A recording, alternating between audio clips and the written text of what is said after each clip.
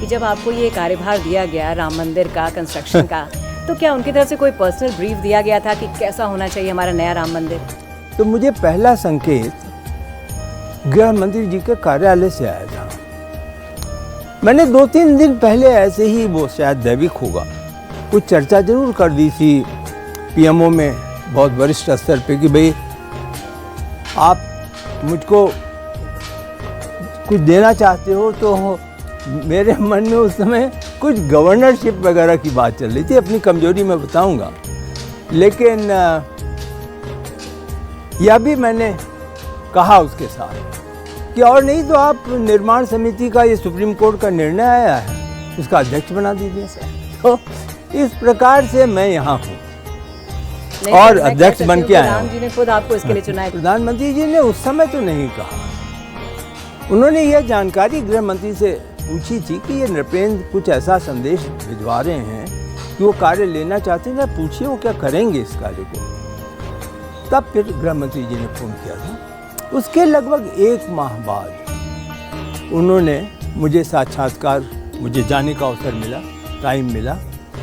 तब उन्होंने ये पूछा था कि इसके आयाम क्या हैं, आपका कॉन्सेप्ट क्या है। उसमें उन्होंने 2-3 बातें कही थी। एक तो कहा था कि देखिए, आंदोलन का समय समाप्त हो गया। जब वो मंदिर बना तब तक आंदोलन था, सुप्रीम कोर्ट का निर्णय हो गया, आंदोलन समाप्त हो गया। तो आप उस युग में वहां जा रहे हैं जब आंदोलन नहीं है। तो कृपा करके कोई भी कार्य ऐसा नहीं हो जो कि आंदोलन वगैरह से कुछ परछाई उसकी हो।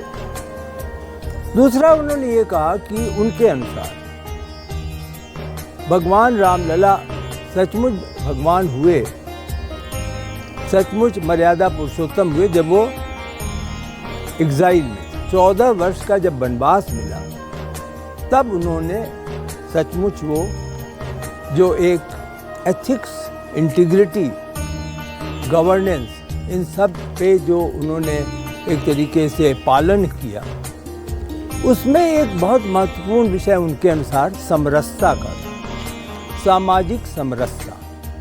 इसलिए उनकी यह इच्छा थी प्रधानमंत्री जी की कि यहाँ पर राम के अलावा यहाँ 7 मंदिर और बने, जो बनेंगे, जिसमें महर्षि वाल्मीकि हों, जिसमें वशिष्ठ हों, जिसमें अहिल्या हों, जिसमें निषाद हों, जिसमें सबरी हों।